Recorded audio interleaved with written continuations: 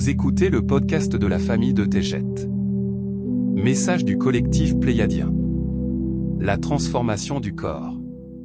Amis de la grande planète Terre. Comme vous vivez chaque rêve éveillé dans la dualité tout en désirant la paix, restez calme et reconnaissez que votre perception deviendra bientôt l'unité. La transformation apportera une unité d'être, que votre âme adoptera complètement dans la lumière. Au cours de cette communication, nous nous aventurerons au sein de cette grande lumière, alors que tous les aspects de la vie dans les domaines célestes s'épanouissent par la connexion de la lumière.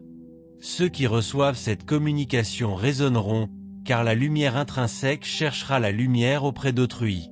Pour ceux confus, restez calmes et permettez à votre lumière de se rappeler. Cela apportera la paix et la clarté alors que la Terre continue d'être chaotique avec le combat et la discorde. Rappelez-vous de votre lumière et le chemin se présentera devant vous. Nous poursuivons à dévoiler et à examiner de nombreuses étoiles de la création qui ont reçu des corps améliorés en gracieuseté de la Fédération Galactique. Ces étoiles qui étaient autrefois chargées de dualité, vivent maintenant avec des cœurs de cristal, et leurs corps circulent de la lumière.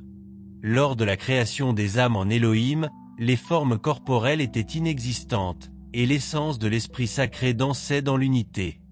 Les tons et les fréquences se transformèrent en mélodies de l'existence, alors que l'amour revêtait toute âme émergente. Ces âmes prirent conscience de la lumière qui les habitait, alors qu'elles se joignaient aux autres âmes par cette grande force, destinée à tout devenir.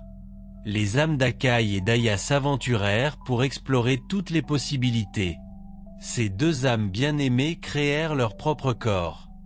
Leur amour de lumière s'unissant, pour former une famille de 4 fils. Le sage Akai était judicieux et puissant, grâce au don qu'il avait découvert dans son être. Il utilisa ce pouvoir de lumière, pour voyager et découvrir d'autres âmes qui désiraient la créativité et le développement. La Fédération Galactique devint magnifique en tant qu'autorité des galaxies, qui se formaient à travers le cosmos, grâce à ces âmes qui se joignaient à lui. Ils ont compris que la lumière représentait la solution à tous les dilemmes. La lumière devint le facteur manquant dans la vie des âmes plongées dans la dualité. L'objectif était devenu sacré, assister aux autres par l'amélioration de leur corps et l'enseignement de leurs capacités innées par l'esprit créateur de toute vie. Les Pléiadiens nommeront sous peu cette puissance, Elako, l'esprit unique de lumière qu'est Dieu. Au cours de millions d'années, la Fédération Galactique a gagné en pouvoir et connaissance. Les fées d'Elohim ont progressé en leurs capacités magiques, ainsi qu'en créativité. Ces êtres intelligents comprirent la lumière, et leur désir d'assister a conduit à la création d'une technologie avancée, ainsi qu'à de magnifiques vaisseaux spatials.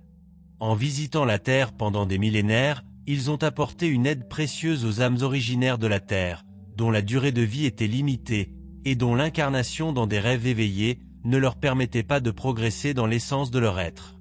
Les forces de la lumière ont créé un havre de lumière entre chaque vie. Dans ce havre sacré, les âmes sont renouvelées et reçoivent l'assistance par de précieux enseignements. Ces âmes recevront des corps améliorés avec les starseeds, lorsque la Terre se transformera à Chine. Par liberté de choix, la dualité devint réelle, et la maladie, la guerre et la mort, furent le résultat d'âmes sous forme corporelle, car elles ne comprirent pas la lumière.